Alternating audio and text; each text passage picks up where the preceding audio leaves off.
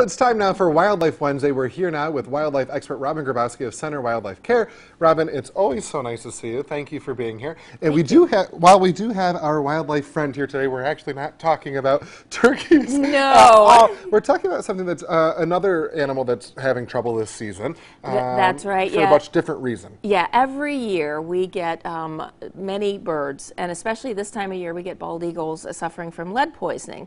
And what happens is they eat carcasses shot with lead ammunition, and traditional ammunition is lead, but there are alternatives. And we're going to talk about that in a minute. But I wanted to show you a bald eagle that we have in house right now. Okay. This is a bald eagle that just came in last month. And gosh, how beautiful. When they have, this is right after arrival, when they first come in, they're very, very sick and they have to be tube fed. And we're still force feeding this bird. He's starting to feel a little better in this picture, and as the pictures go on, you can see he's starting to give us a little sass. Right. And so, which is a good sign, right? That's right. It's a very good sign. So he's feeling a lot better, and he's getting harder to handle. And he's, like I said, when he's starting to get sassy. Actually, which means you'll be able to release him. Yes, actually, it's a very large female. Yes, I believe that we will, but we're still working with her. She's still very sick. Lead poisoning makes them very, very sick and actually causes secondary infection. So we're treating her just in case there's any secondary infections. And she's not eating, so we did some additional lab work. So we're still working with her to figure out what's going on.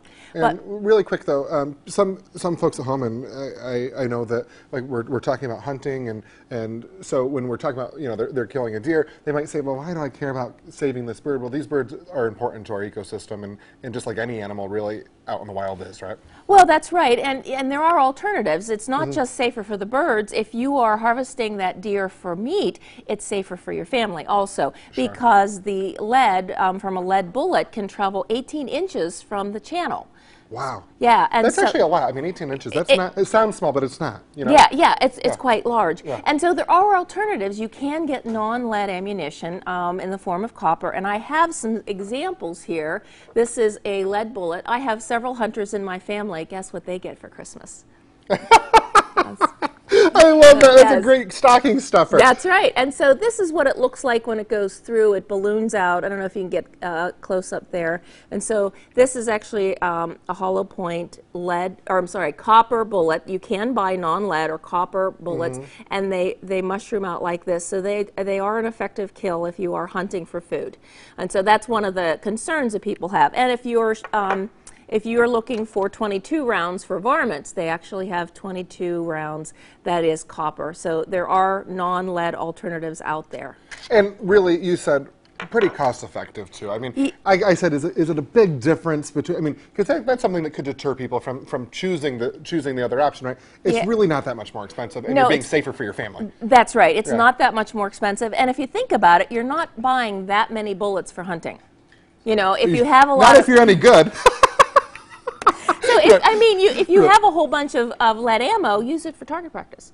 Right, yeah. You know, and save your non-lead or your copper bullets for your actual hunting. Well, I think this is great advice, important this time of year as people are starting to hunt.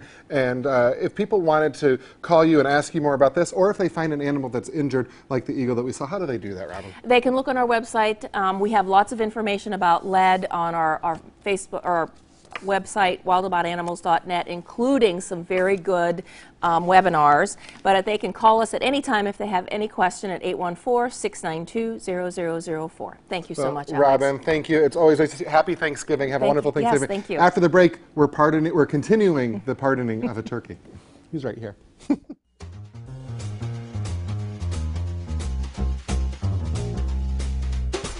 This segment